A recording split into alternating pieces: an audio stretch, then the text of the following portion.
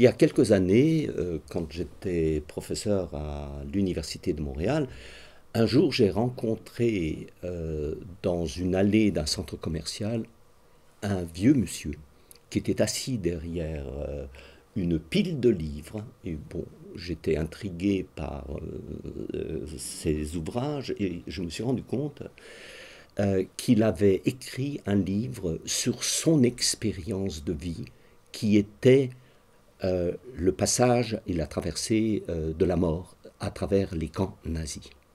Il s'en est sorti, il a mis à peu près 30 ans à écrire ce livre et je l'ai rencontré à plusieurs reprises pour savoir pourquoi il a fait cela et il m'a dit mais je m'en suis sorti mais tous les jours je dois oublier l'enfer dans lequel j'ai été.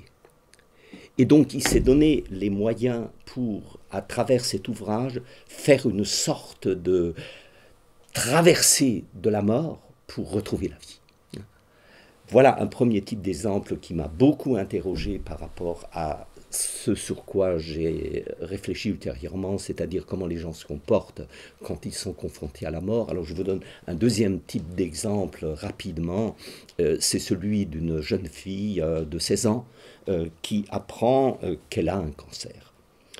Et elle me dit, le nom de Villejuif, eh bien, a sonné pour moi comme un couperet. J'étais horrifié. Et elle ajoute quand même, j'étais sûr que les médecins se trompaient. Mais si c'était vrai, je ferais tout pour détruire les germes de mort qui sont en moi. Je suis trop jeune pour mourir.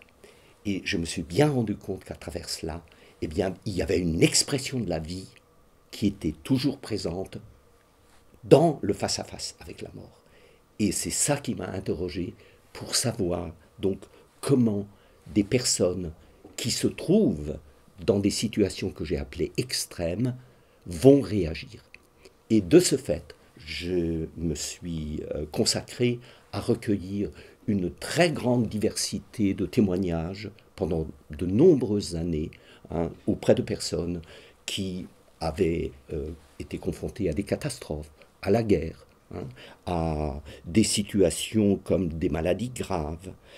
Et je me suis donc demandé, interrogé, comment est-ce que l'on réagit quand tout d'un coup notre vie bascule. C'est-à-dire lorsque on doit chercher et puiser au fond de soi, au cœur de sa fragilité, des ressources dont on ne sait pas ce qu'elles sont pour survivre.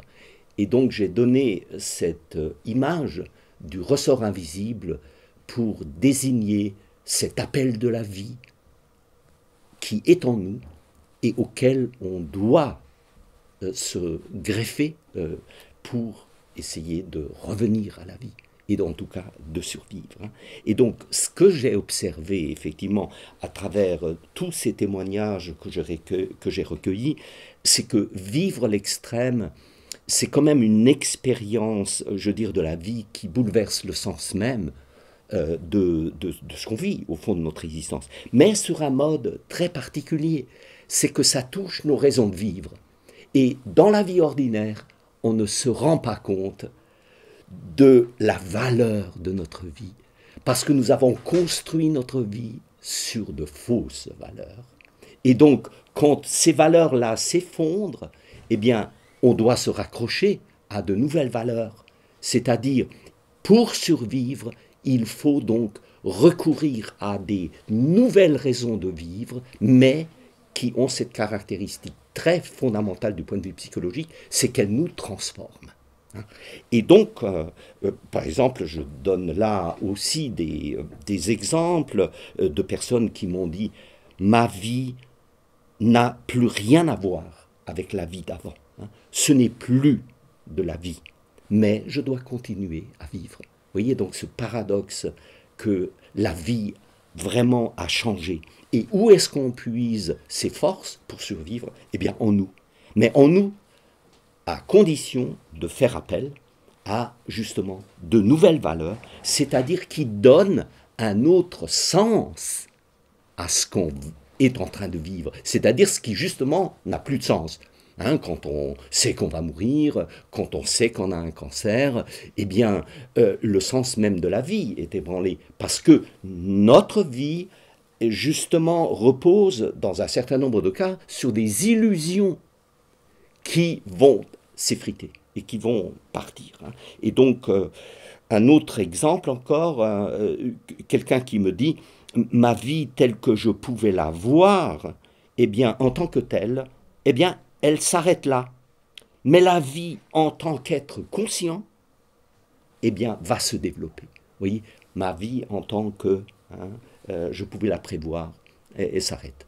Et c'est ça qui nous permet de voir qu'est-ce qui se joue fondamentalement. C'est un autre sentiment de la vie, c'est une autre conscience de la vie. Hein. Et donc, cette approche, globalement, m'a permis d'éclairer vraiment le fait que chacun dispose en lui de ses forces, mais à condition qu'il fasse appel, qu'il les mobilise et qu'il ne reste pas passif par rapport à ce qui lui arrive.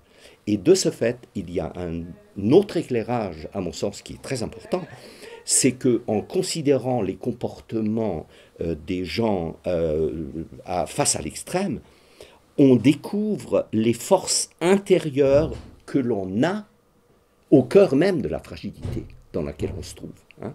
Et donc, en les mobilisant, on se transforme.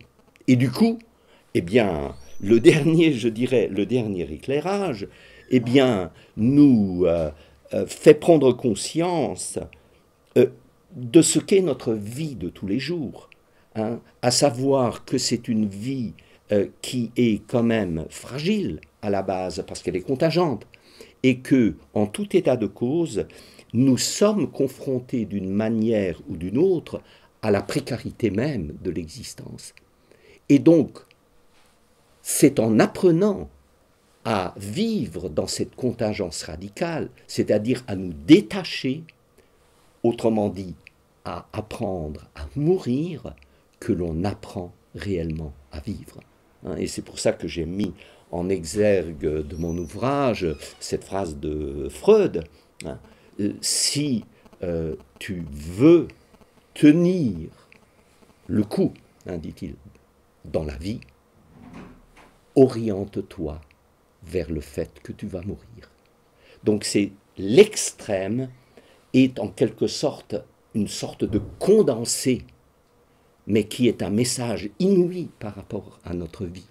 Nous avons en nous un potentiel, mais dont nous ne savons pas qu'est-ce qu'il est vraiment tant que nous ne faisons pas appel à ces ressources insoupçonnées qui nous permettent effectivement de faire face aux réalités très dures parfois de la vie, mais de ce fait, nous nous transformons et notre vie prend un autre visage, prend une autre lumière, comme celle d'un nouveau matin qui commence.